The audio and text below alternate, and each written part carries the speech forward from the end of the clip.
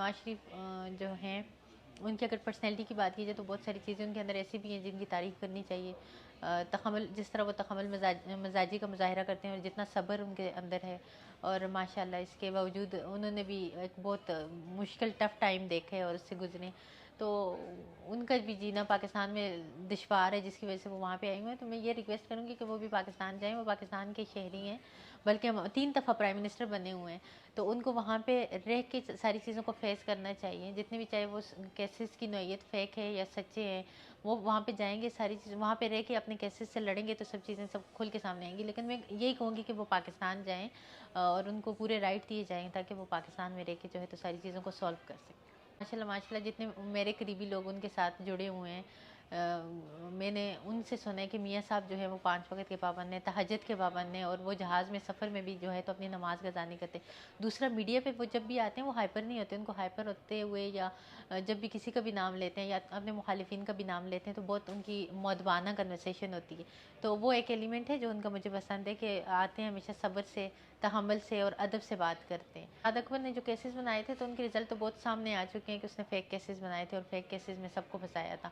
تو شہباز شریف کو تو یہاں کی عدالت نے بری کر دیا تھا، اسی کے کیس میں بری کر دیا تھا. تو یہاں کی عدالتیں تو انصاف کرتی ہیں، تو اٹس مین کہ یہاں کی عدالتوں نے بری کر دیا، کلین چٹ دے دی، تو وہ فیک ہی کیسز ہوں گے تبھی دیا ہوگا.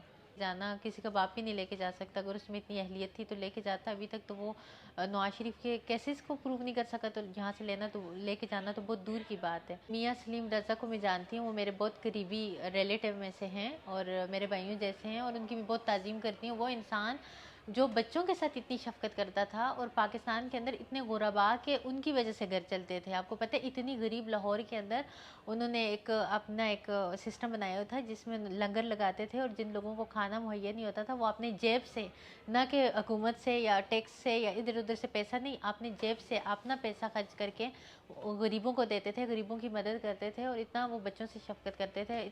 اتنا ایک عظیم انسان جس نے کبھی کوئی مچھر مکھی بھی نہیں مارا، اس کے اوپر انہوں نے جو ہے تو کرمنل موسٹ وانٹیڈ مطلب ٹیررسٹ ان کو کہہ دیا، اور ان کو دہشت گرد کہہ کے ان کو جو ہے تو وقت سے دربدر ہونے پہ مجبور کر دیا، جس کی وجہ سے ان کا بہت لاس ہوا ہے.